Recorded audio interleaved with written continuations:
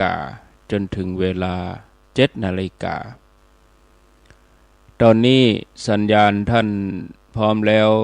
เชิญญาติโยมทั้งหลายได้ติดตามรับฟังตั้งแต่เวลานี้เป็นต้นไปจนถึงเวลา7 นาฬิกานิมนต์เลยครับครับผมกราบถวายความเคารพพระเถรานุเถระ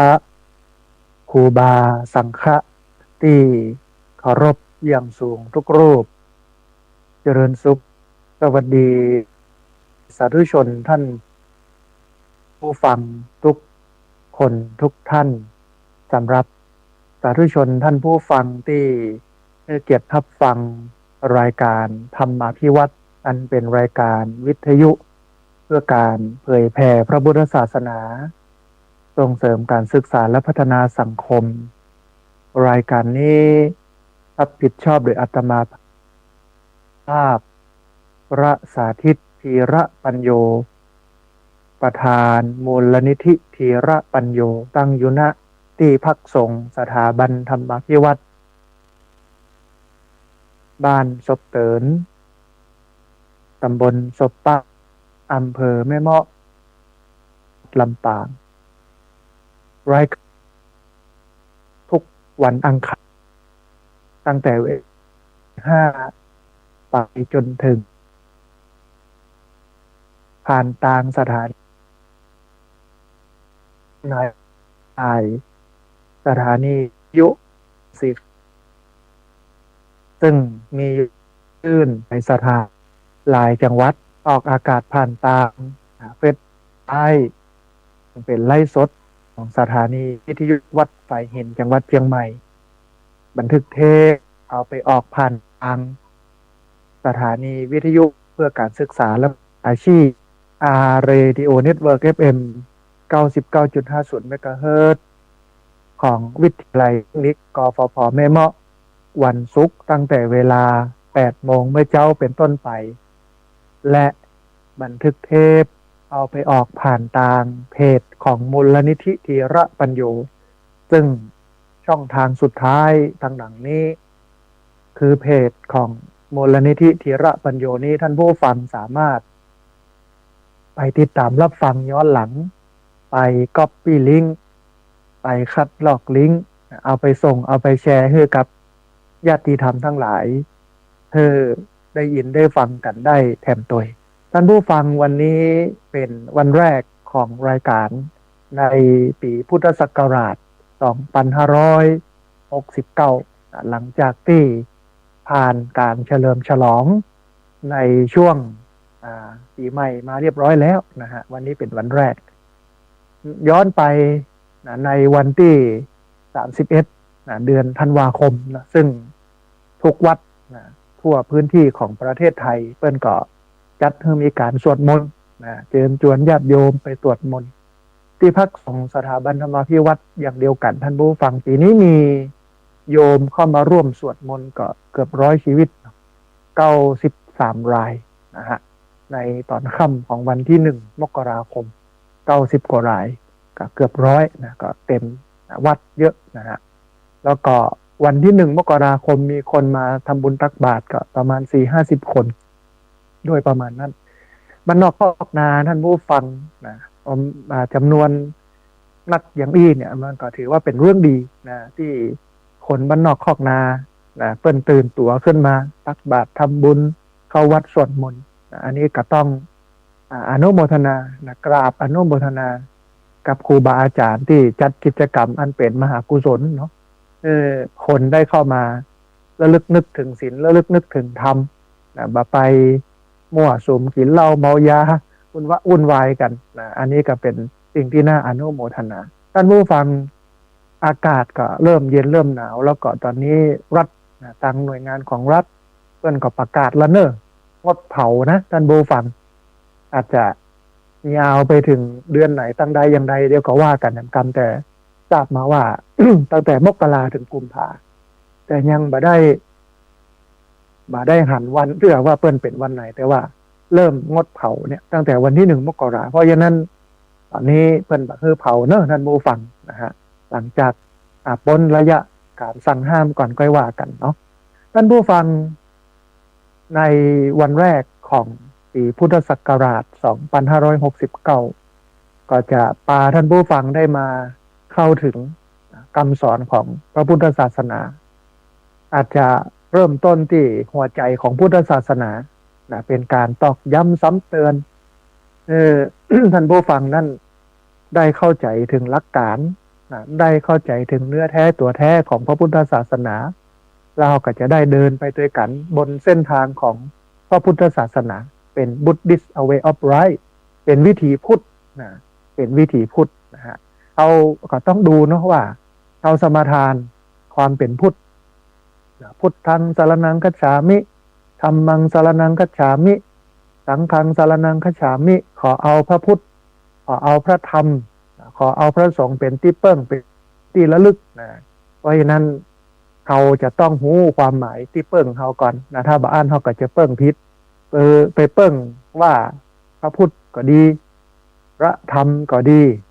พระสงฆ์ก็ดีจะมาดลบันดาลเสกเป่าให้เขานั่นเจริญรุ่งเรืองอยู่ดีมีสุขอันนี้บ่ใจ มันผิดหลักการศาสนาแต่ว่าถ้าเขาเป็นพุทธศาสนิกชนเสร็จแล้วเขาศึกษาคำสอนของพระพุทธเจ้าแล้วเอาไปปฏิบัติใจ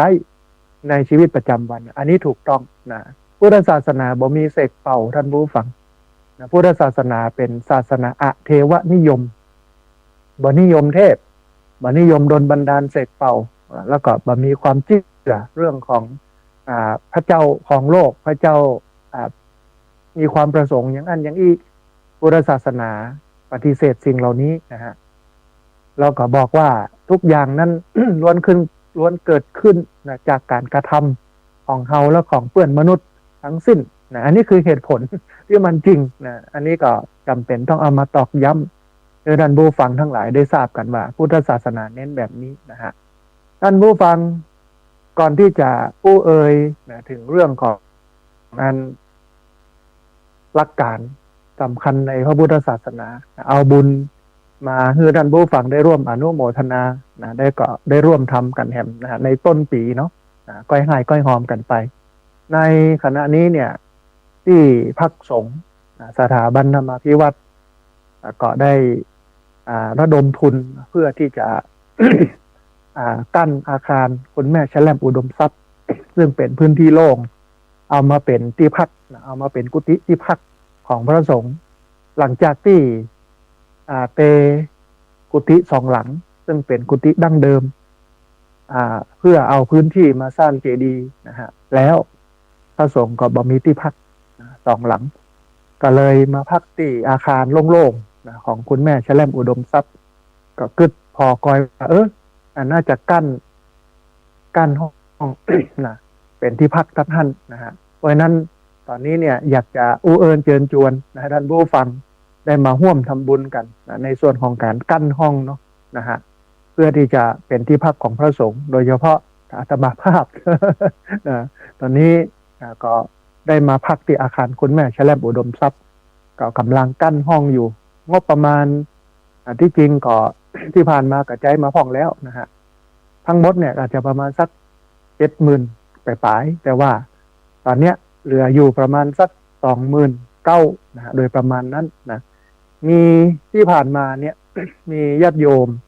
ได้มาร่วมบุญกันนะบอกว่าจะเป็นคุณโยมธีรศักดิ์เหล่ารอดเทพอันนี้เป็นอยู่ละปูนเนาะแล้วก็คุณแม่บัวพัดกุลัน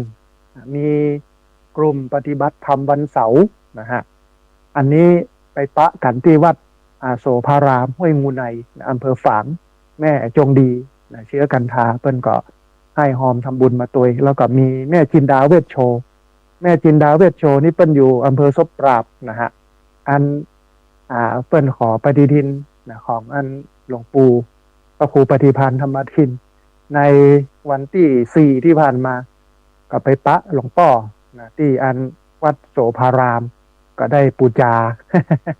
ปูจาปฏิทินมาแล้วก็เดี๋ยวจะส่งไปให้แม่จินดาเวชโชนะฮะอันเนี้ยคือกลุ่มแล้วก็บุคคลที่ให้หอมมาร่วมทำบุญกั้นอาคารคุณแม่แชล่มอุดมทรัพย์ เป็นที่พักของพระสงฆ์นะฮะด้วยงบประมาณตอนนี้ก็เหลืออยู่ประมาณสัก29,000น้อยๆนะเพราะฉะนั้นท่านผู้ฟังท่านใดอยากจะร่วมให้ร่วมหอมให้พระสงฆ์ได้มีที่พักก็เรียนเชิญเจริญพรเนอะสามารถร่วมทำบุญกันได้ที่ธนาคารกรุงไทยชื่อบัญชีที่พักสงฆ์สถาบันธรรมาภิวัตร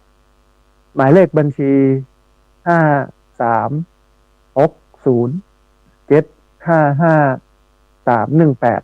5360755318เป็นธนาคารกรุงไทยชื่อบัญชีที่พักสงฆ์สถาบันธรรมาภิวัตรหมายเลขบัญชี5360755318นะฮะอันนี้ก็เป็นข่าวบุญหนึ่งที่มาให้ญาติโยมทั้งหลายได้ร่วมอนุโมทนาแล้วก็ได้ร่วมทำกันมันก็เป็นไปตามระบบอย่างเงี้ยท่านผู้ฟังจะพูดหมู่เฮานะช่วยกันทำช่วยกันจูวัดหันวัดนี้เพิ่นมีอะไรยังเฮาก็หอมไปบ่นักก็น้อยนะฮะคือมันก้านกุ้งรุ่งเรืองนะในพระพุทธศาสนาบางคือมันจบมันสิ้นมันหมดถึงแม้ว่าเศรษฐกิจนะช่วงนี้เป็นช่วงขาลงเนาะแต่ว่าเจ้าของร้านนะมันนั่งอู้กันนะเพิ่นมากราบนมัสการปีใหม่เพิ่นก็จมขายครัวบ่ค่อยออก ปกติเนี่ยช่วงนี้หน้านี้นี่จะคล่องตัวขนาดนักนะฮะแต่ว่าปีนี้กินน้อยนะกินปีใหม่ก็น้อยนะแล้วก็คนทำบุญก็น้อยนะคนใจสอยในชีวิตประจำวันก็น้อยมันเป็นสัญญาณท่านผู้ฟังว่าช่วงนี้เศรษฐกิจเป็นช่วงขาลงนะเป็นเศรษฐกิจบดีแล้วก็อาจจะยาวไปแหมสักปี2 ปีพุ่นนะในการจะฟื้นแต่ว่ารัฐบาลใหม่ที่จะมาหลังจากที่เลือกตั้ง8 กุมภาเนี่ยมันก็จะเป็นบทพิสูจน์นะเราได้หันว่ามีฝีมือแค่ไหนนะเพราะฉะนั้นเราก็ต้องเลือกนะคนที่มีฝีมือนะฮะแล้วก็ที่สำคัญสุดก็คือคนที่เปิ้นมาแจกตังค์คนที่แจกตังค์เนี่ยแน่นอนเปิ้นถอนทุนคืนมันมีไผเอาตังค์มาแจกแล้วบ่เอาคืนนะ ในรูปแบบอื่นๆนะโดยเฉพาะนักการเมืองอันนี้เป็นสูตรสำเร็จของเขาเพราะฉะนั้นเนี่ยเฮาครับนะอันที่จริงที่ดีที่สุดหนึ่งคือไม่รับมายุ่งเลยนะฮะแต่สองเหมือนกันฮับเหมือนกันแต่บ่ต้องไปกานะถ้าไผ่ฮับมาแล้วนะไปกาอันนั้นเป็นบาปเพราะว่าไปสนับสนุนส่งเสริมเพื่อโจรขึ้นมาบริหารประเทศนะฮะเพราะฉะนั้นเนี่ยทางที่ดีก็คือไม่รับดีที่สุดแต่ถ้าฮับก็ต้องฮับแล้วอย่ากานะฮะจะไปกาคนเพื่อตังเฮาต้องกาเบอร์ที่เฮาชอบแล้วก็เบอร์ที่เปิ้นมีฝีมือที่จริงอาจจะเอาชอบบ่ชอบมาเป็นตัวตั้งในการเลือกบ่ได้มันต้องเอาฝีมือนะถึงแม้เขาจะชอบบ่ชอบบอกว่าแต่ว่าเปิ้นเก่งเปิ้นมีฝีมือความคิดสร้างสรรค์อย่าเอาก็เลือกเปิ้นนะเพราะฉะนั้นท่านผู้ฟังต้องระมัดระวังข้อนี้ให้ดีนะฮะอันนี้ก็เป็นอันนึงที่เอามามาเอ่ยกันแถมเรื่องนึงท่านผู้ฟังในวันพรุ่งนี้นะเพื่อนักเรียนโรงเรียนผู้สูงอายุเปิ้นได้รับฟังกันในวันพรุ่งนี้เนี่ยเป็นวันรับใบปริญญาธรรมของนักเรียนโรงเรียนผู้สูงอายุตำบลศพปาดรุ่นที่8นะฮะก็ตอนเจ้า9 โมงก็มีเวทีเสวนาเรื่องของการพัฒทิศทางของการพัฒนาคุณภาพชีวิตผู้สูงอายุในตอนเจ้าเนาะมีวิทยากรหลากหลายมาเอ่ยกันทำความเข้าใจกันเติม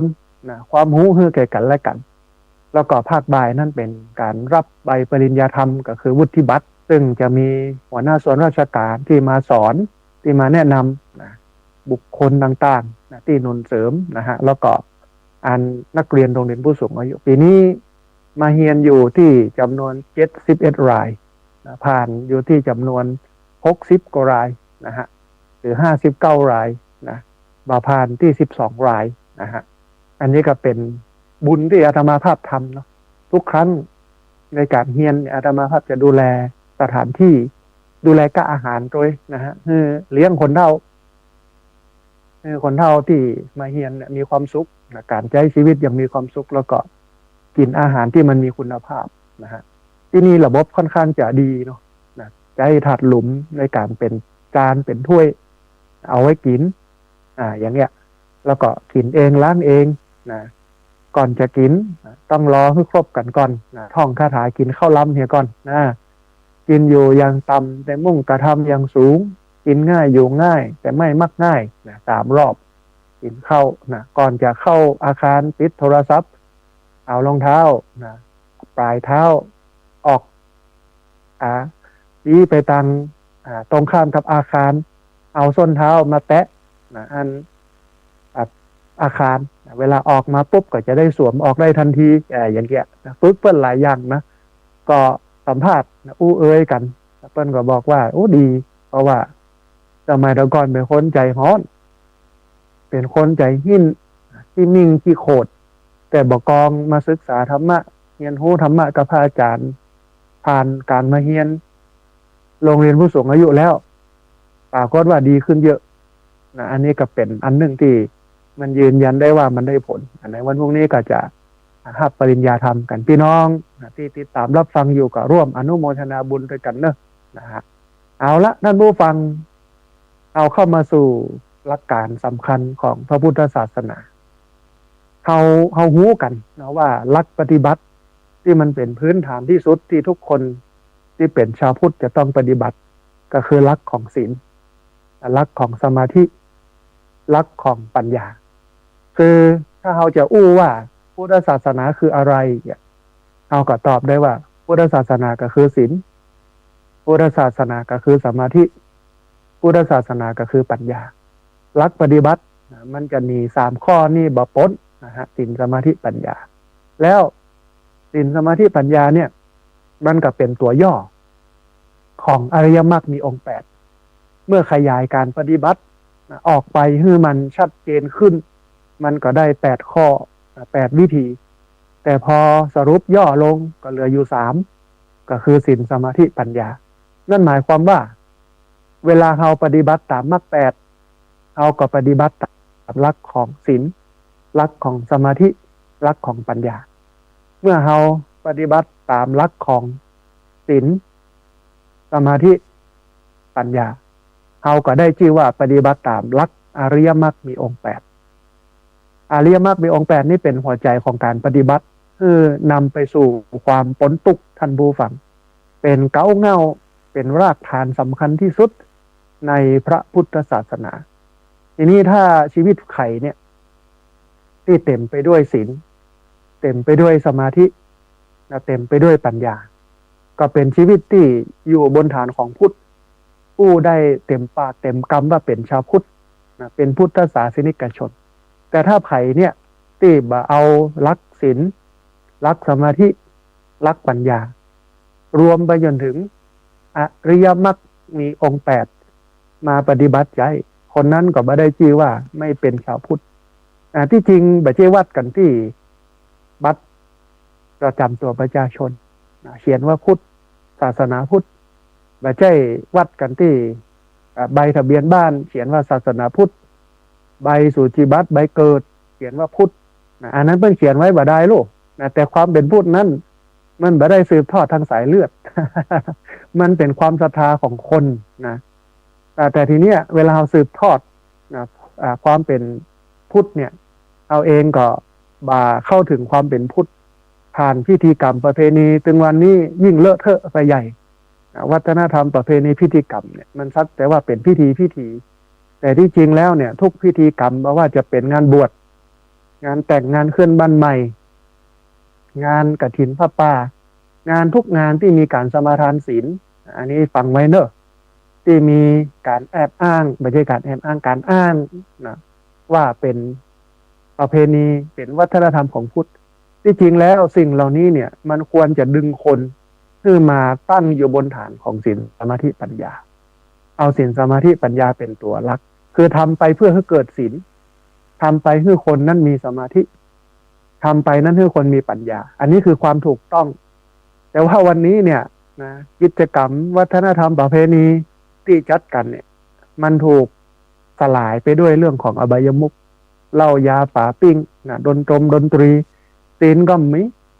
สมาธิก็มีปัญญาก็มีแต่ไปมองที่ มองที่ว่าได้ปัจจัยเท่าใดศาสนาจะลุจะเสียจะแล้วเท่าใดก็บ่ฮู้นะแต่เขาได้ตังค์เนี่ยศีลธรรมของคนจะเสื่อมทรามอย่างใดก็บ่ฮู้บ่สนแต่เขาได้ตังค์ก็เป็นลัทธิบริโภคนิยมนะที่แบบนี้เนาะนะหันแก่เงินหันแก่ทองโดยที่บ่เอาศีลธรรมมาเป็นตัวตั้งเพราะฉะนั้นเนี่ยอยากจะสรุปเบื้องต้นนี่ว่าชาวพุทธเองต้องยืนอยู่บนฐานของศีลยืนอยู่บนฐานของสมาธิยืนอยู่บนฐานของปัญญาทุกย่างก้าวต้องเป็นอย่างนี้รวมไปจนถึงยืนอยู่บนฐานของอริยมรรคมีองค์8มันถึงจะเข้าตีเข้าตางแล้วก็ถือว่าเป็นพุทธศาสนิกชนที่แท้จริงอันที่เป็นกันโยนี่บัจเจแต่เถอะเนอะ ถ้าชีวิตใครเนี่ยถ้าชาวพุทธนะถ้าชาวพุทธคนไหนนะใช้ชีวิตโดยที่มาอยู่บนฐานของศีลมาอยู่บนฐานของสมาธินะมาอยู่บนฐานของปัญญาอันนั้นไม่ได้เป็นพุทธจริงไม่ได้เป็นพุทธแท้แต่ถ้าจะให้เป็นพุทธแท้มันต้องใช้ชีวิตที่ยืนอยู่บนฐานของศีลยืนอยู่บนฐานของสมาธิยืนอยู่บนฐานของปัญญาอันนี้คือพุทธแท้เพราะฉะนั้นเมื่อเราฟังแบบนี้แล้วเราลองมาสำรวจชีวิตเราเนาะว่าเราห่างเหินจากศีลไปมากแค่ไหนการทำสมาธิภาวนาได้ยะพ่องกอแล้วก็ปัญญาเป็นคนที่มีเหตุมีผลบ่เชื่อไอ้อย่างที่มันเป็นอิทธิฤทธิปฏิหารย์ดลบันดาลเสกเป่าเรื่องของเทพเรื่องของพรหมยมยักษ์นะเฮาบ่ไปเชื่อเรื่องหมู่นั้นนะฮะคือมันมีจริงนะพระพุทธเจ้าบ่ปฏิเสธว่าสิ่งเหล่านี้บ่มีแต่พระพุทธเจ้าบ่ให้ไปยุ่งเพราะเปิ้นก็มีตุกของเปิ้นเฮาก็มีตุกของเฮาเพราะฉะนั้นตุกไผตุกมันเคลียร์ของไผของมันนี่คือพุทธศาสนานะฮะทีนี้ท่านผู้ฟังตะกี้ได้ค้างไว้ถึงเรื่องของอริยมรรคมีองค์8นะฮะในธรรมจักรปวัตตนสูตรท่านผู้ฟังพระพุทธเจ้าเนี่ยตรัสว่าอริยมรรคมีองค์8หรือว่าอัตถังคิกมรรคนี้นั้นมันเป็นทางสายกลางทางสายกลางนี่คือมันบ่เอียงไปในทางอัตตกิลมัฏฐานุโยคคือการทรมานตนให้ลำบากแล้วก็บ่เอียงไปในทางของกรรมสุขลิกานุโยคการใช้ชีวิตมกมุ่นพัวพันเกี่ยวข้องกับกามสองอย่างนี้เป็นทางที่พระเจ้าบอกว่าบ่ดีถึงกู้อันแรกคืออัตตกิลมัฏฐานุโยคการทรมานตนให้ลำบากมันบ่ใช่ทางพ้นนะแต่ว่าคนอินเดียเนี่ยเชื่อเรื่องนี้เชื่อว่าถ้าทรมานกายใจมันก็ทรมานไปโดยกิเลสมันก็ถูกทรมานไปโดยมันจะแห้งไปคนอินเดียเพิ่นเชื่ออย่างนั้นแหมส่วนหนึ่งนะเพิ่นเชื่อว่าถ้าทรมานกายกิเลสมันก็แห้งเอาจะถึงซึ่งความหลุดพ้นนะในวันนี้ประเทศอินเดียก็เลยมีพวกลัทธิโยคีฤาษีชีไพรที่ฝึกโยคะที่ทรมานตนให้ลำบากมีเยอะนะฮะกลุ่มหนึ่งก็เป็นกัมมะสุขลิกานุโยคการมกมุ่นพัวพันเกี่ยวข้องอยู่ในกามหรือว่าการเสพกามอันนั้นก็ไม่ใช่เป็นทางหลุดพ้นมันเป็นความสุขแบบเป็นห้องว่าเขาตกอยู่ในหลุมตรงนั้นแล้วบ่ขึ้นจากหลุมได้เลยถ้าเขามกมุ่นพัวพันอยู่กับกามพระเจ้าก็บอกว่าตองทางนี้มันไม่ใช่เป็นทางหลุดพ้นมันไม่ใช่เป็นทางที่นำไปสู่ความสุขนะฮะแต่ทางที่เป็นทางที่นำไปสู่ความสุขคืออริยมรรคมีองค์8หรือว่าทางสายกลางมันบ่เอียงไปข้างใดข้างหนึ่งนะฮะทางสายกลางนี้เป็นข้อปฏิบัติอันพอดี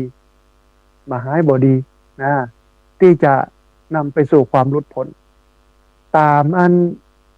วิพังคสูตรท่านผู้ฟังในพระไตรปิฎก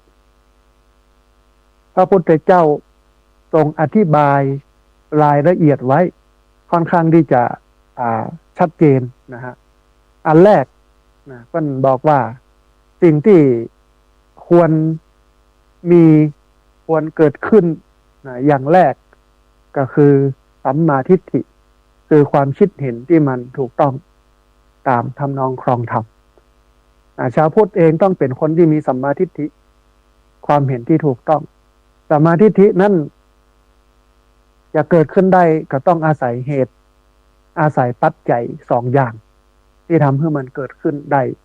หนึ่งต้องอาศัยเป็นห้องว่าปรโตโคสะภาษาบาลีเป็นใช้คำว่าปรโตโคสะคือเสียงจากภายนอกหรือกัลยาณมิตรต้องอาศัยครูบาอาจารย์ต้องอาศัยเพื่อนดีสังคมดีในการที่จะทำให้เกิดสัมมาทิฏฐิได้เพื่อนดีครูบาอาจารย์ดีสังคมดีเพื่อนก็จะหล่อหลอมให้ความคิดของเขาเนี่ยไปในเชิงบวกเชิงดีต้องอาศัยตรงนี้อันที่สองต้องอาศัยโยนิโสมนสิการการคิดพิจารณาโดยแยบคายนั่นหมายความว่ากัลยาณมิตรซึ่งเป็นปรโตโคสะเสียงจากภายนอกคือข้อมูลมาว่าอันนั้นเป็นนั่นว่าอันนี้เป็นนี่อันนั้นดีอันนี้บ่ดีอันนั้นเป็นอันคือมาเขาก็เอาข้อมูลนั้นที่ได้รับจากกัลยาณมิตรมาโยนิโสมนสิการคิดเอามาวิเคราะห์แล้วก็เกิดเป็นสัมมาทิฏฐิทีนี้ สัมมาทิฏฐิเนี่ยมันมีรายละเอียดค่อนข้างจะเยอะในสัมมาทิฏฐิสูตรพระสารีบุตรเพิ่นได้อธิบายไว้ว่าสัมมาทิฏฐิเนี่ยก็คือหนึ่งหูชัดอกุศลแล้วก็รากเหง้าแห่งอกุศลแล้วก็หูชัดกุศลแล้วก็รากเหง้าแห่งกุศลคือหูอย่างว่าเป็นกุศลเป็นอกุศลรู้ว่าอะไรดีรู้ว่าอะไรไม่ดีแล้วก็หูว่าสิ่งดีนั้นเกิดขึ้นจากอะไรอย่างสิ่งบ่ดีนั้นเกิดขึ้นจากอะไรอย่างอันนี้สัมมาทิฏฐิข้อแรกที่จะต้องมีนะฮะอันที่สองหูชัดอาหารเหตุเกิดอาหารความดับแห่งอาหารแล้วก็ข้อปฏิบัติเพื่อถึงความดับแห่งอาหารอาหารในที่นี้ก็หมายถึงผัสสะการสัมผัสหมายถึงเจตนาหมายถึงการรับรู้หมายถึงตัณหานะฮะคือถ้าดับตัณหาได้ก็ดับอาหารก็คือเหตุเกิดสิ่งต่างๆได้อย่างนี้เป็นต้นอันที่สามก็คือหูชัดเรื่องทุกข์มูลเหตุแห่งทุกข์การดับทุกข์แล้วก็ข้อปฏิบัติเพื่อถึงความดับทุกข์ก็คือหูชัดในอริยสัจสี่นะฮะอย่างนี้เป็นต้นอันนี้คือสัมมาทิฏฐิในตัดนี้เนี่ย เพื่อก็จะวางไว้ประมาณ16ข้อสัมมาทิฏฐิต้องเกิดขึ้นจากการหู16ข้อนี้เมื่อหู16ข้อนี้แล้วสัมมาทิฏฐิก็เกิดนะสัมมาทิฏฐิสำคัญเพราะว่าเป็นข้อแรกที่จะนำเราไปสู่ข้ออื่นๆถ้าสัมมาทิฏฐิบ่เกิดเนี่ยความเป็นห้องว่าความคิดเห็นเนี่ยมันถูกต้องบ่เกิดเนี่ยสัมมาข้ออื่นๆก็บ่เกิดเราก็จะลำบากในการใช้ชีวิตความเป็นพุทธเราก็จะห่างจากความเป็นพุทธไปเรื่อยอย่างเงี้ยเพราะฉะนั้นเราจำเป็นต้องสร้างเหตุสร้างปัจจัยเพื่อเกิดสัมมาทิฏฐิมันก็เลยมีประเพณีฟังธรรมมีการปฏิบัติธรรมมีการคิดไตร่ตรองธรรมเพื่ออะไรอย่างท่านผู้ฟังเพื่อให้คนเหล่านี้ได้เกิดสัมมาทิฏฐิแต่ว่าวันนี้มันผิดมันเป็นมิจฉาทิฏฐิพระเองก็เป็นตัวนำเหมือนกันในการสร้างมิจฉาทิฏฐิเนี่ยเพราะว่ามองแต่เรื่องของบริโภคนิยมเอาเรื่องของสิ่งศักดิ์สิทธิ์อิทธิฤทธิปาฏิหาริย์ดลบันดาลเทพเจ้าทั้งในพุทธศาสนาแล้วก็นอกศาสนานอกศาสนานี่ก็คือศาสนาพราหมณ์นะฮะมีพระพรหมพ่องโน่นนี่นั่นเอามาเต็มวัดไปหมดให้คนไปกราบไปไหว้นะแล้วก็ตั้งตู้บริจาคนะฮะอันเนี้ยมันทำให้พุทธศาสนาเสื่อมค่านะมันทำให้พุทธศาสนานั้นด้อยค่าไปเหี้ยแต่ถ้ามันจะถูกต้องเนี่ยมันก็จะต้องทำให้วัดนั้นเป็นสถานที่ในการที่ผู้คนเข้ามาแล้วก็ได้มาเรียนธรรมะผ่านอันหนังสือผ่านการปฏิบัติธรรมผ่านการบริบทของวัดที่มันสงบร่มเย็นนะฮะอันนี้ก็เป็นสิ่งหนึ่งที่ควรทำทีนี้ท่านผู้ฟังนอกจากสัมมาทิฏฐิแล้วก็คือความคิดเห็นที่ถูกต้องแล้วหมายถึงการรู้ในอริยสัจสี่เนาะสัมมาทิฏฐิเนี่ยคือการรู้ในอริยสัจสี่รู้ว่าอันนี้คือทุกข์ความทุกข์เป็นแบบนี้ เพราะว่าความทุกข์ที่มันเกิดขึ้นนั้นมันมีเหตุของของการเกิดขึ้นอยู่นะไปดูที่เหตุ และมันมีการวิธีการดับนะเมื่อดับความทุกข์แล้วมันจะมีความสุขบอกใดอันนี้คือนิโรธส่วนวิธีการปฏิบัติก็คือมรรคแปดนะฮะมรรคแปดนะก็คือสัมมาทิฏฐิเป็นต้นศีลสมาธิปัญญาเป็นต้นนะฮะอันเนี้ยมันต้องสร้างสัมมาทิฏฐิให้เกิดขึ้นพระเองนะครูบาอาจารย์ในสมัยยุคโบราณเปิ้นก็พยายามสร้างให้บรรยากาศของการกินการทานเนี่ยมันเกื้อต่อการทำให้คนนั้นมีสัมมาทิฏฐิก็คือมีเรื่องของการเทศแต่ในวันนี้มันติดตรงไหนติดตรงที่ภาษาในการเทศเป็นภาษากำเมืองบะเก่าโบราณอย่างเป็นเรื่องของความเข้าใจในหลักธรรมที่เอามาแสดงนะบางครั้งบางทีมันเป็นกำเมืองบะเก่าฟังบ่ฮู้เรื่องแต่ถ้าจะแก้ข้อนี้นะแล้วก็มันว่าบาละของเก่าบาลืมของใหม่นะคือเมื่อเทศเมื่อบรรยายไปแล้วก็อธิบายให้ฟังเหี่ยน้อยก่อนจะเทศอธิบายให้ฟังเหี่ยน้อยมันก็จะเข้าใจดีนะฮะอันนี้คือสัมมาทิฏฐิเนาะความคิดเห็นที่มันถูกต้องจะเกิดขึ้นได้ก็ต้องอาศัยเหตุปัจจัยสองอย่างก็คือกัลยาณมิตรเพื่อนที่ดีครูบาอาจารย์ที่ดีสังคมที่ดีสิ่งแวดล้อมที่ดีนะแล้วก็โยนิโสมนสิการคิดพิจารณาโดยแยบคายนะของเฮาภายในใจเมื่อสองอย่างนี้มาประกอบกันเข้าเราก็จะหูแจ้งในเรื่องอริยสัจสี่รู้ว่าอันนี้คือทุกข์เนออันนี้คือเหตุของความทุกข์อันนี้คือการดับทุกข์แล้วก็อันนี้คือวิธีการแห่งการดับทุกข์นะฮะทีนี้ท่านผู้ฟังอันสัมมาทิฏฐิแห่งข้อหนึ่งคือสัมมาสังกัปปะความคิดที่มันถูกต้องนะสัมมาสังกัปปะเนี่ยคือความคิดที่ถูกต้องความคิดที่ถูกต้องเนี่ยมันจะประกอบไปด้วยสามอย่างนะถ้าคิดถูกต้องนะฮะสัมมาทิฏฐิมันหมายถึงดำริชอบหรือว่าความนึกคิดในทางที่ถูกต้องเป็นหนึ่งในมรรคแปด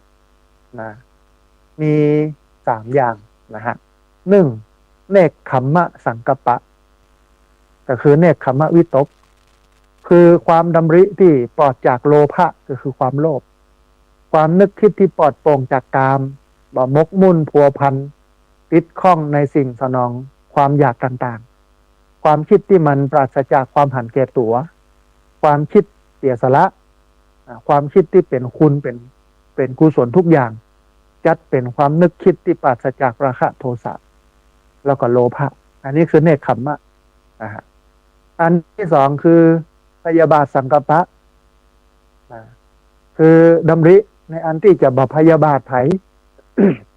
ความดำริที่บ่มีความเครียดแค้นชิงชังคัดเคืองหรือว่าเพ่งมองในแง่ร้ายต่างๆโดยเฉพาะมุ่งเอาธรรมที่มันตรงกันข้ามก็คือเมตตาการุณาซึ่งหมายถึงความปรารถนาดีความมีมิตรไมตรีการให้คนอื่นนั้นมีความสุขนะแล้วก็มันเป็นความคิดที่มันปราศจากโทสะนะฮะอันหนึ่งก็คืออวิหิงสาสังกัปปะดำริในอันที่จะบ่เบียดเบียนบ่มีการคิดทำร้ายหรือว่าทำลายเพราะความบ่หูเพราะว่าความคึกขนองทำโดยบ่มีความโลภหรือว่าความโกรธเข้ามาเกี่ยวข้องโดยเฉพาะมุ่งเอาธรรมที่มันตรงกันข้ามก็คือปัญญาคือความเข้าใจในโลกตามความเป็นจริงรู้ชัดในเรื่องของกฎแห่งกรรมหรือว่ามีสามัญสำนึกในสิ่งที่มันถูกต้องดีงามอันนี้จัดเป็นความนึกคิดที่ปราศจากโมหะท่านผู้ฟังกุศลวิตกสามประการนี้บากระทำความมืดมนกระทำปัญญาคือการรู้แจ้งให้กับผู้คนทั้งหลายเพื่อนำไปสู่มรรคผลนิพพานเพราะฉะนั้นสัมมาสังกัปปะความคิดที่มันถูกต้องก็หมายถึงคิดในการออกจากกามความพยาบาทแล้วก็ความเบียดเบียนอันนี้ถือว่าเป็นสัมมาสังกัปปะความคิดที่ถูกต้องความคิดถูกต้องคิดสามแบบหนึ่งคิดออกจากกามสองคิดพยาบาท 3คิดบ่เบียดเบียนไอคนที่ไปถืออุโบสถศีล8นอนวัดนอนวาอันนี้เป็นพฤติกรรมของสัมมาสังกัปปะความคิดที่ถูกต้องก็คือคิดที่จะออกจากกามอยู่บ้านเขาจะกินอย่างใดก็ได้เขาจะนอนอย่างใดก็ได้อุ้ยสะดวกโลกครบพร้อมหมดนะบางคนมีแถวแอร์ป่ะนะนอนห้องแอร์สบายเย็นที่นอนหนานุ่มเนี่ยมันก็สนองตอบต่อความโลภความโกรธความหลงคือมันปุนักขึ้นนะแต่พอเขามาถืออุโบสถศีลนอนวัดสิ่งเหล่านั้นมันบะตวยมาด้วยความสะดวกนะมานอนวัดกับที่นอนก็แข็งนะต้องตื่นเจ้ามาทำวัดสวดมนต์นะสำรวมกายวาจาอยู่ในวัดในวามันก็เป็นการฝึกให้เฮานั้นออกจากกามได้อย่างหนึ่งการมานอนวัดอย่างคนที่ไปนอนวัดในช่วงส่งท้ายปีก็เหมือนกันถือว่ามาปฏิบัติทำเพื่อสัมมาสังกัปปะความคิดที่มันถูกต้องเกิดขึ้นได้นะฮะอันนี้คือสัมมาสังกัปปะแต่มันหนึ่งท่านผู้ฟังสัมมาวาจากรรมอู้ที่ถูกต้องนะก็คือเว้นจากการพูดเท็จเว้นจากการพูดหยาบเว้นจากการพูดส่อเสียดนะเว้นจากการพูดเพ้อเจ้อเลวไหลบ่เป็นความจริงนะฮะท่านผู้ฟังลักธรรมเกี่ยวกับสัมมาวาจาอันแรกก็คือละการพูดเท็จเว้นขาดจากการพูดเท็จแต่พูดความจริงดำรงคำสัตย์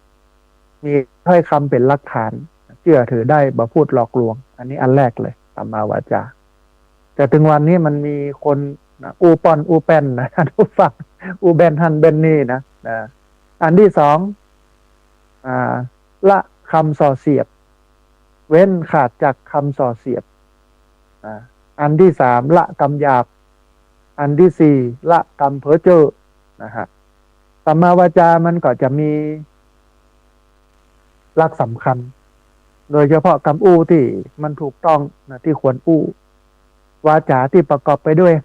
องค์5ประการเป็นวาจาสุภาษิตเป็นวาจาที่ดีที่ทุกคนจะต้องอู้อันแรกคือวาจานั้นย่อมเป็นวาจาที่กล่าวถูกการกล่าวถูกเวลาถึงแม้มันจะเป็นความจริงบ่จริงบ่โหแต่ว่าอู้ถูกเวลาอันที่สองเป็นวาจาที่มันเป็นสัตย์ก็คือเป็นความจริงอันที่สามเป็นวาจาที่กล่าวอ่อนหวานฟังแล้วมันนุ่มหูมันม่วนอันที่สี่เป็นวาจาที่กล่าวประกอบไปด้วยประโยชน์คนฟังได้ประโยชน์มันไม่ใช่อู้ไปเลอะไปเลยอันที่ห้าเป็นวาจาที่กล่าวด้วยเมตตาจิตนะฮะออกมาจากใจที่เป็นกุศลมันก็เลยเป็นวาจาที่เป็นกุศลทีนี้ท่านผู้ฟังวาจาอันประกอบด้วยองค์สี่เป็นวาจาสุภาษิตมาเป็นทุภาษิตมีอย่างพ้องยอมกล่าวแต่คำที่เป็นสุภาษิตบ่กล่าวคำที่เป็นกรรมบดียอมกล่าวคำที่มันเป็นธรรมบ่กล่าวคำที่มันบ่เป็นธรรมยอมกล่าวแต่คำที่มันเป็นที่ฮักบ่กล่าวกรรมอันบ่เป็นที่ฮักยอมกล่าวแต่คำสัตย์คำจริงบ่กล่าวกรรมเลาะและวุ่นวาย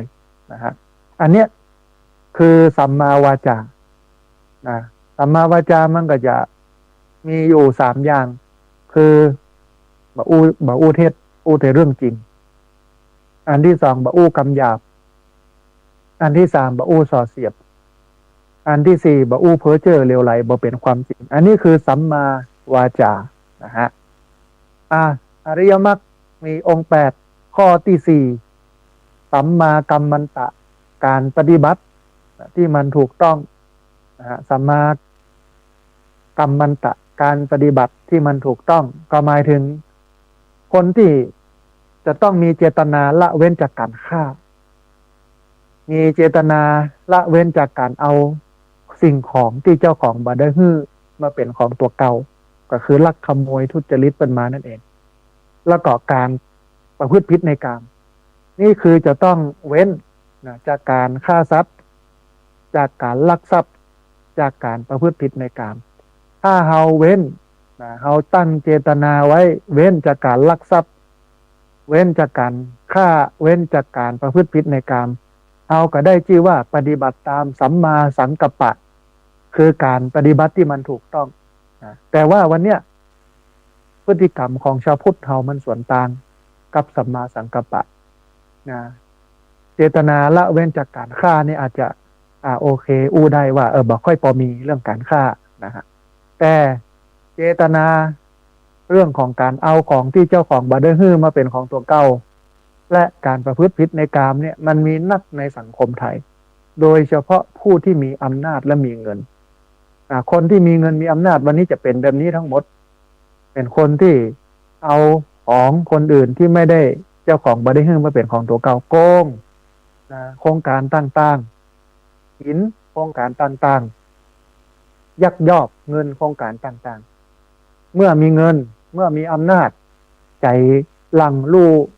ไหลไปทางอกุศลมีคู่ครองอยู่แล้วกรรมเก่าเพิ่นบอกว่ามีหนึ่งอยู่แล้วจะแอมแถมสองขี่เหือน้ำนองซ้อนสองจังล่มเพิ่นว่าอย่างนั้นมีเงินมีอำนาจก็ฟุ้งซ่านก็ไปมีภรรยาเล็กภรรยาน้อย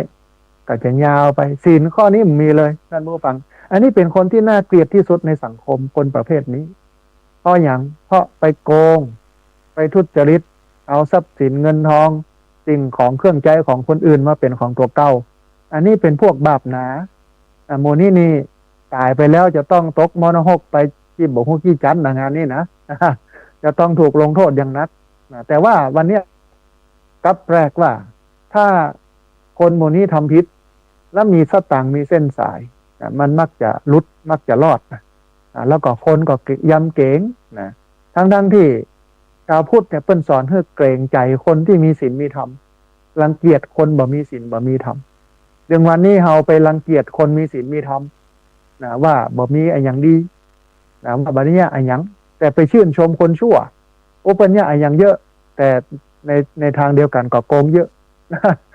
โกงเยอะนะฮะนี่คือสังคมที่มันกับตลปัดผิดเพี้ยนวิปริตเพราะฉะนั้นมันจะต้องยืนยันในหลักการว่า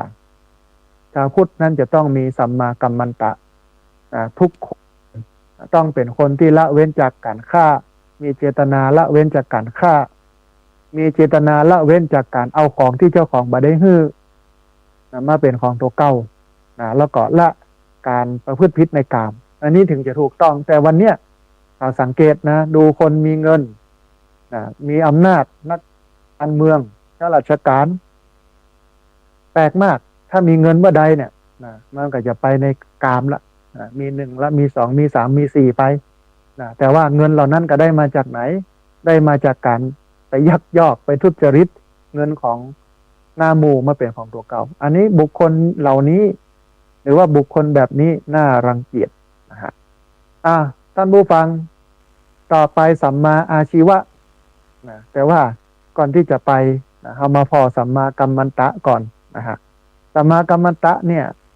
มันก็ต้องเว้นจาก3ข้อเหมือนที่บอกคือเว้นจากการฆ่าสัตว์เว้นจากการเอาของที่เปิ้นบ่ได้ฮื้อมาเป็นของตัวเก่าแล้วก็เว้นจากการประพฤติผิดในกามนะฮะแถมอันหนึ่งคือสัมมาอาชีวะการเลี้ยงชีพชอบการประกอบอาชีพที่มันถูกต้องดีงามท่านผู้ฟังพี่น้องชาวบ้าน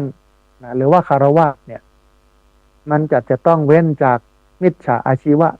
คือการเลี้ยงชีพบ่ชอบก็คือการแสวงหาสตังค์มาบริโภคที่มันบ่ถูกต้องคือการโกงหรือว่าหลอกลวงทำลายคนอื่นบีบคั้นขู่เข็นเอาอันให้มันได้สตังค์มาโดยที่บ่คิดถึงไอ้ยังจะเสียหายใครจะเดือดร้อนเอารวยคนเดียวอันนี้คือเป็นความคิดที่มันบ่ถูกต้องนะฮะอันมิจฉาสัมมาอาชีวะเนี่ยมันจะต้องเว้นขาดจากมิจฉาวานิจฉาการประกอบอาชีพที่ไม่ชอบนะฮะคืออาชีพที่ชอบอาชีพที่ถูกต้องเนี่ยพระพุทธเจ้าบ่ได้กล่าวถึงแต่ว่าพระองค์เนี่ยได้อู้ถึงอาชีพที่มันบ่ถูกต้องเป็นอาชีพที่มันมีปัญหา เป็นอาชีพที่มันสร้างความเดือดร้อนให้กับผู้คนนะพระพุทธเจ้าก็เลยวางระบบสัมมาอาชีวะไว้แล้วการประกอบอาชีพเนี่ยมันเป็นเรื่องปากเรื่องต้องนะนั่นเราก็อาจจะมองหันว่าพุทธศาสนาไม่ได้สอนให้คนนั้นหลุดพ้นจากทุกข์อย่างเดียวนะสอนให้คนใช้ชีวิตอยู่อย่างมีความสุขโดยมีสองอย่างถึงแม้คุณจะมีชีวิตอยู่ถ้าเราเอาคำสอนของพระพุทธเจ้ามาปฏิบัติใช้ชีวิตเราก็จะมีความสุขนะท่านผู้ฟังถ้าหากว่าเราจะหลุดพ้นจากความทุกข์ในการใช้ชีวิตในโลกเราก็สามารถปฏิบัติได้เมื่อเราเข้าถึงซึ่งโลกุตระธรรมธรรมที่มันเหนือโลกธรรมที่มันพ้นโลกได้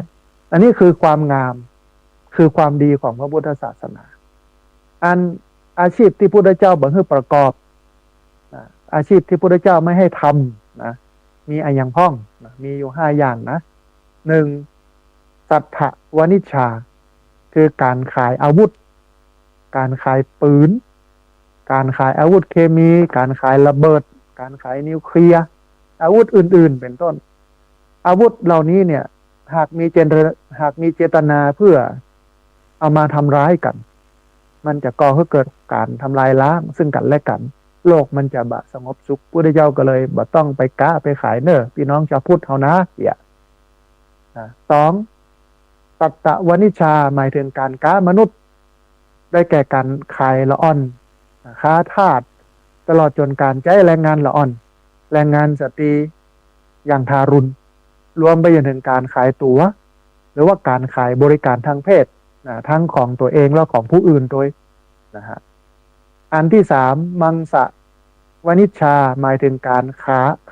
ขายสัตว์เป็นสำหรับฆ่าเพื่อเป็นอาหารมันก็เป็นการส่งเสริมทำผิดศีลข้อที่1คือการฆ่าสัตว์นะฮะคือการค้าขายสัตว์ที่เขานำไปเป็นอาหารอันที่4มัชฌวนิชชาหมายถึงการค้าขายน้ำเมาตลอดจนถึงสารเสพติดต่างๆรวมเป็นถึงการเสพเองโดยขายให้คนอื่นโดยอันนี้พระพุทธเจ้าก็ห้ามขายยาเสพติดน้ำเมานะฮะถ้าเป็นชาวพุทธนะแต่ถึงวันนี้แม่นถึงนั้นที่ขายเนี่ยไม่ใช่คนศาสนาอื่นศาสนาพุทธเนี่ยขาย อันที่5นะวิสวนิชชาหมายถึงการค้าขายยาพิษซึ่งเป็นอันตรายต่อผู้ใช้รวมถึงเป็นอันตรายต่อสัตว์นะฮะท่านผู้ฟังสำหรับบรรพชิต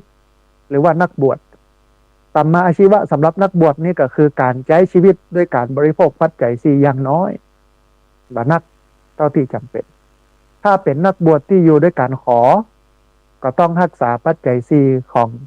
คนตาลของพี่น้องชาวบ้านให้ดี เพื่อให้คุ้มค่าต่อการฮื้อนะแล้วก็บ่ไปเบียดเบียนแล้วก็บ่เสพสิ่งที่มันนอกเหนือจากปัจจัย4โดยบ่จำเป็นนะฮะอันนี้ก็เป็นอาชีพที่พุทธเจ้าได้วางไว้ว่าชาวพุทธนั้นควรที่จะเว้นขาดจากการประกอบอาชีพมิจฉาอาชีพซึ่งมีอยู่5อย่าง1การค้าขายอาวุธยุทโธปกรณ์2การค้าขายยาพิษ3การค้าขายเอาอันมนุษย์4การค้าขายสัตว์ที่เปิ้นนำไปฆ่าเป็นอาหาร5ค้าขายน้ำเมาและยาเสพติดในเมื่อเราเป็นชาวพุทธเราก็จะต้องเว้นขาดจากอาชีพเหล่านี้นะฮะอันนี้เป็นสัมมาอาชีวะการเลี้ยงชีพชอบนะต่อมาสัมมาวายามะความเพียรที่มันถูกต้องความเพียรที่มันถูกต้องสัมมาวายามะมันจะเป็นความเพียรที่มันถูกต้องอย่างใดท่านผู้ฟัง1การเพียรที่มันถูกต้องเนี่ยมันจะเกิดฉันทะนะเกิดความเพียรเอามาประคองจิตใจไว้ให้จิตใจนั้นมันมีแต่ความเพียรมันมีแต่ความพยายามเพื่ออะไรเพื่อให้อกุศลที่มันบ่ดี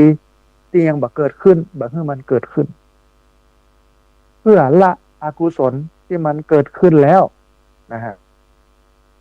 ให้มันเกิดขึ้นแถมเพื่อให้กุศลที่ยังบ่เกิดก็เกิดนะเพื่อให้ความตั้งอยู่บ่เลือนหายเจริญยิ่งไพบูลย์ เต็มเปี่ยมไปด้วยกุศลธรรมทั้งปวงนะฮะอันนี้คือสัมมาวายามะ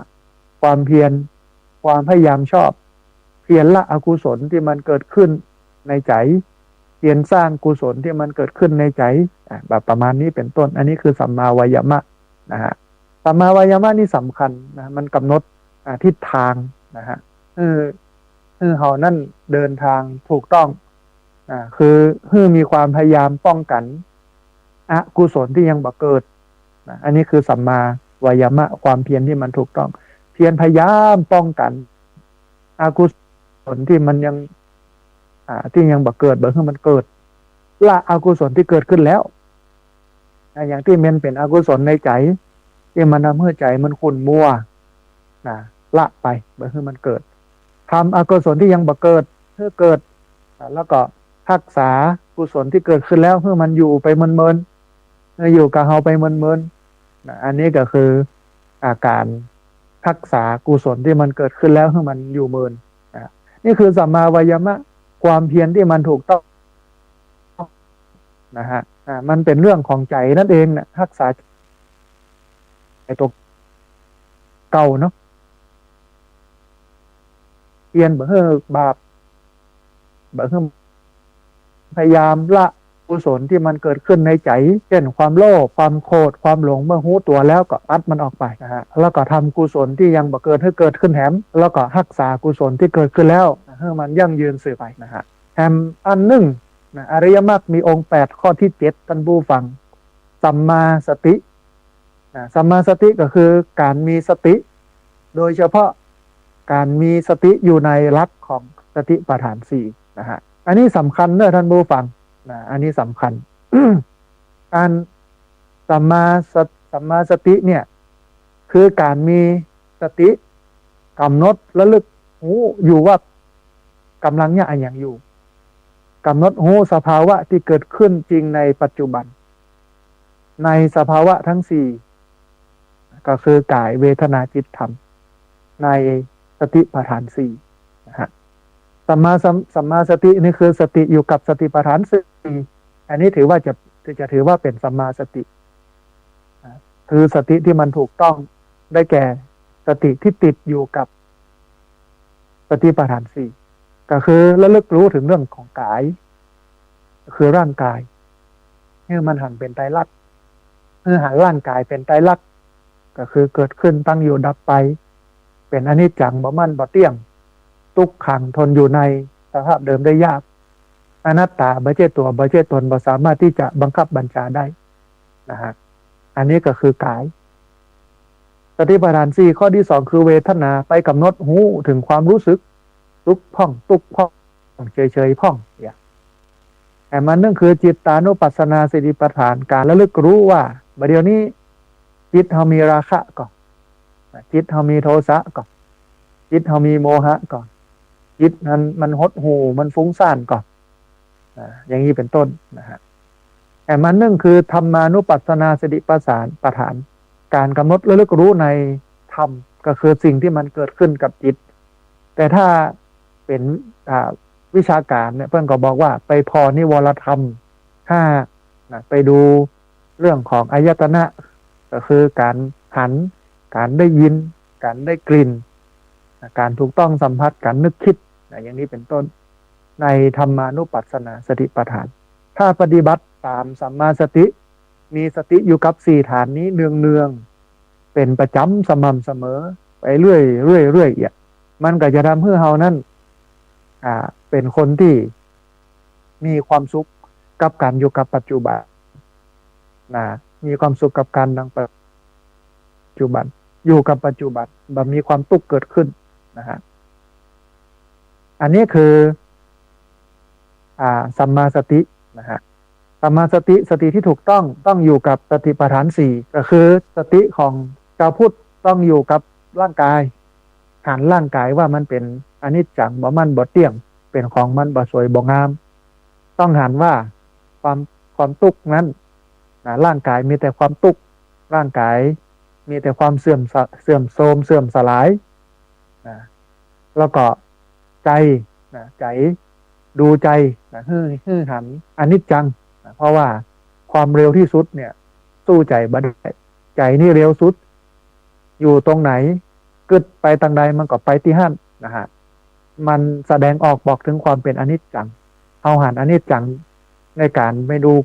ใจนะฮะแต่มานึ่งดูธรรมเพื่อเอาหันอนัตตาความบ่เจตัวบ่เจตนความบ่เป็นตัวเป็นตนก็อันสติปัฏฐานสี่เนี่ยมันก็ยังมีอยู่สี่อย่างกายก็คือดูร่างกายที่เหลือทั้งหมดแห่งสามอย่างนั้นเป็นนามธรรมนะกายเป็นรูปธรรมแล้วก็แห่งสามอย่างนั้นเป็นนามธรรมคือเวทนาความรู้สึกจิตก็คือความคิดธรรมก็คือสิ่งที่เกิดขึ้นกับจิตแต่ว่าทั้งหมดทั้งปวงนี้ทั้งสี่อย่างนี้เขาต้องมองหันมันเป็นไตรลักษณ์มันเกิดขึ้นมันตั้งอยู่หันถึงการเกิดขึ้นของมันหันถึงการตั้งอยู่